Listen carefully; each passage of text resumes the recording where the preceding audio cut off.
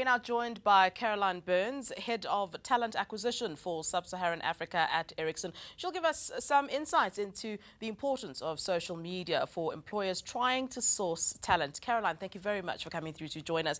Now, Caroline, do recruiters actually actively use social media to look for talent? Yeah, first of all, thank you so much for having me. Definitely, recruiters do use social media to look for talent. But actually, let me go a step back. Do companies use social media to recruit talent? And I'm sure you've heard about the Internet of Things. That means that your fridge is connected to your car, to your smartphone. And at Ericsson, we talk about the networked society. That means that everything that benefits from being connected is connected. And that means that if recruiters are connected to you via social media, they might not be looking actively at your profile, but they might be connected to you via friends. And that can also be the case for your future manager.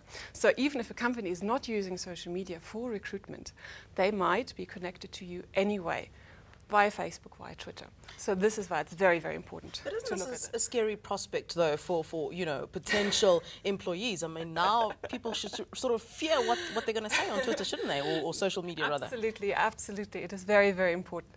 So, I mean, there are two ways to look at that, also from a recruitment perspective. There are a lot of companies who actually do look at the dirty laundry. So there was a recent survey in the UK where 55% of the companies said that they have rejected candidates based on what they found on social media.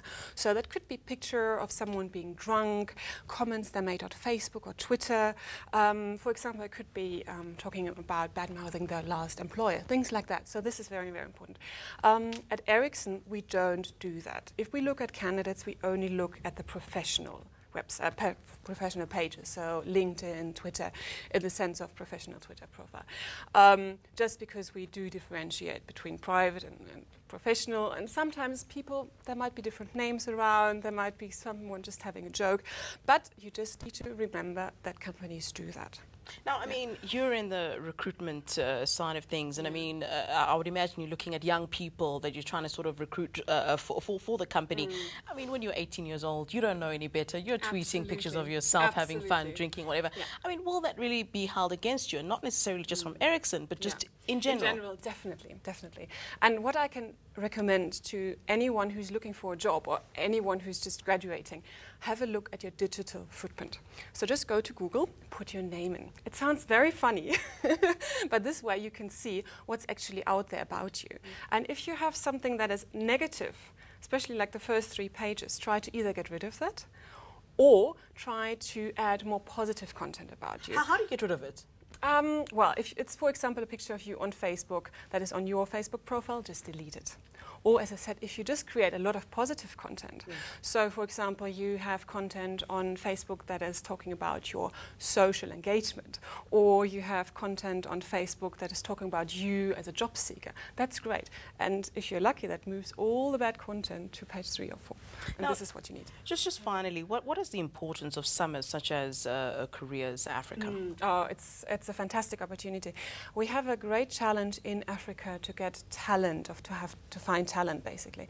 And Careers in Africa helps companies to attract talent who was born in South Africa, or born in Nigeria or Ghana, who actually went out to the US or to UK to study, come back to Africa. So we don't have to go outside Africa and attract talent there and bring people, foreigners, into Africa, but we can actually attract people to come back into Africa. And that's a fantastic event. Well, thank you very much, Caroline. That was Caroline Burns, Head of Talent Acquisition for Sub-Saharan Africa at Ericsson.